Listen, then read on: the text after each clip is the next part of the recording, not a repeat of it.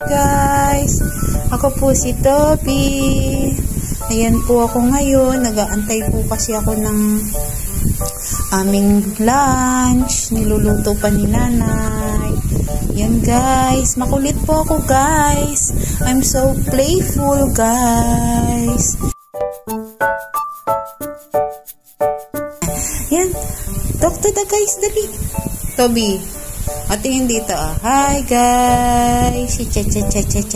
Ay, siya. Lumayas na. Ito naman po yung isa. Ayan no. Chill. O diba? Kasi niluluto ko pa ang kanilang lunch.